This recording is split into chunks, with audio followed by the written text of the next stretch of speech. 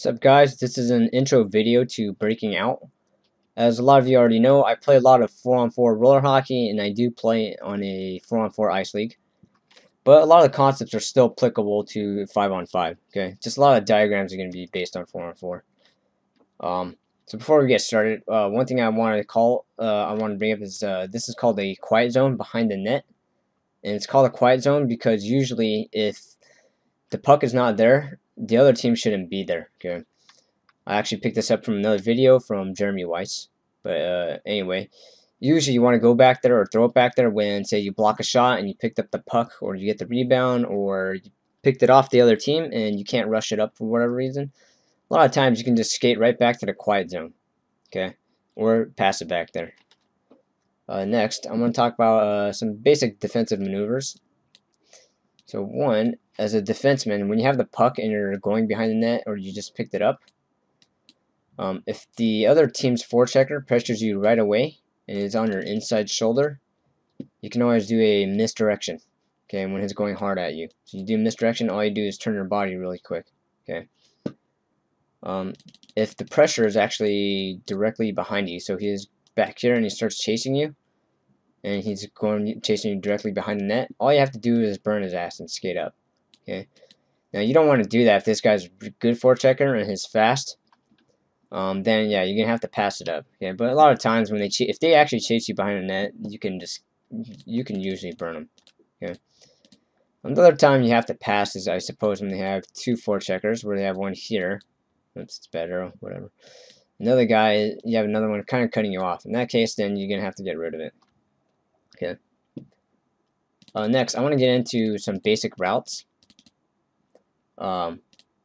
See. So in this case, when the defense is behind the net, I noticed for beginning teams, a lot of players have a tendency to do this, where he has the puck, they'll come back along the board.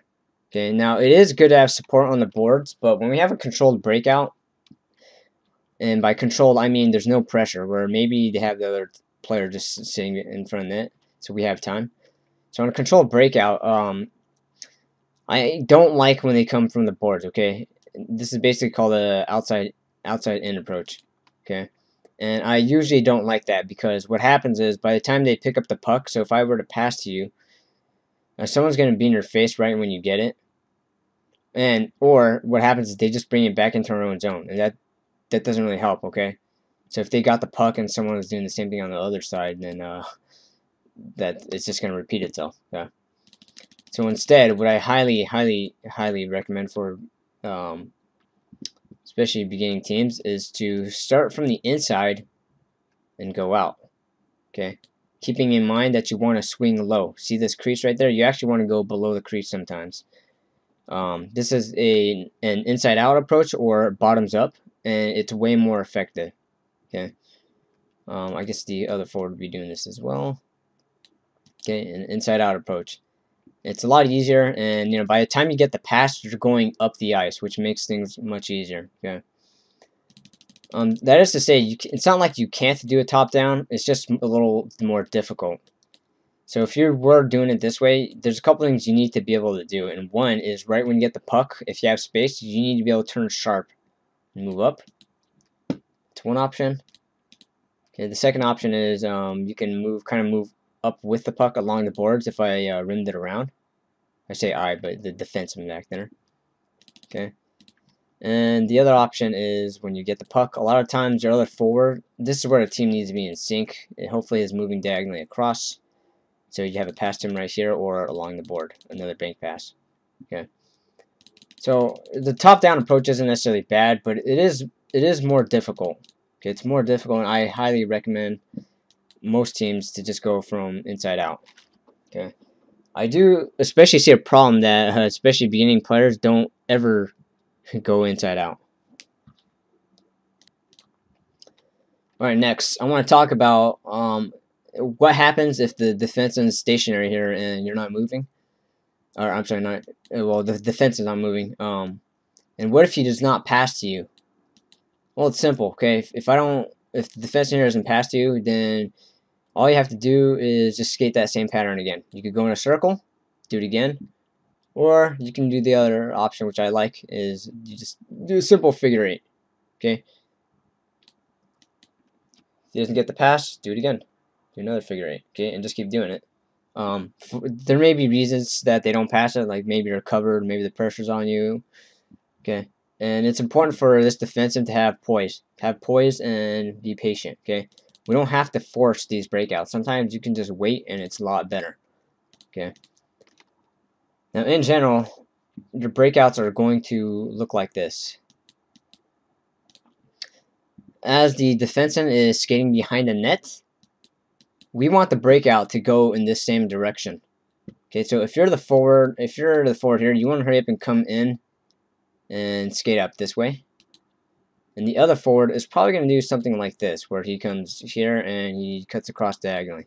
Okay, this could be a D or forward, it doesn't matter. But that way, by the time you get the pass here, you'll either you can skate it up, or you can pass it diagonally across, or you can always bank it across here too, and then this forward can pick it up. Okay. That's your most basic breakout. This is a strong side breakout, where this is a strong side pass. Okay, and very simple to execute. This guy, you might ask, is he kind of doing an outside in approach? He is, but in this particular case, we know the flow is going in this direction. Okay, a lot of breaking out has to do with flow, timing, spacing, okay, and proper routes.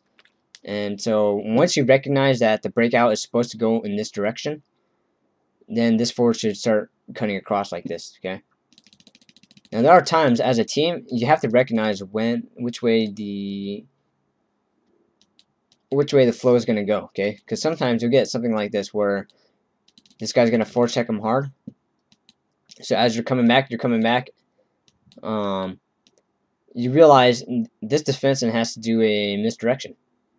Right, and so if he does that, that's when you kind of have to change your route a little bit. And so now you want to do a inside out. You kind of want to move it towards that. And whoever this forward is, once you recognize that, hey, the breakout needs to go the other way, this is where you kind of have to start changing your direction.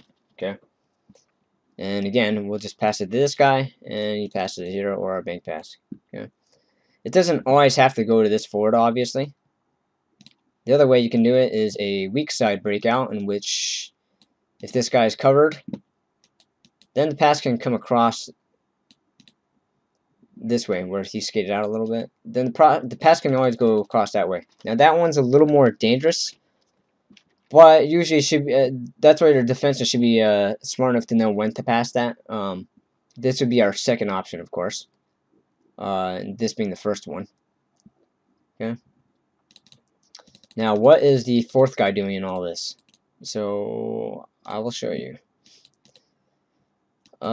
Teams have, well, I shouldn't say have, well, yeah, depending on your team.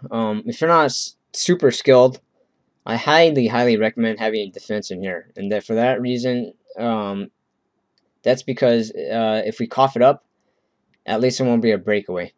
Okay, you have someone right there defending the, you know, the goalie, or having defense in front of the goalie.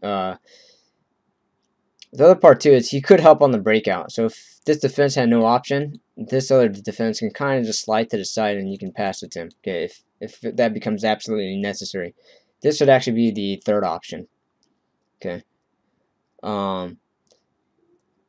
What your team can also do is, if you have a more skilled player and you're a little bit better, I highly recommend having him back here. Okay, and this would actually be your skilled forward or fast one. And he's going to be circling around like this. And the point of this is to back off the defenseman. That way the zone won't be so clogged. And if you have no pass, you can just rim it around the board hard and hopefully he can get to it. Okay.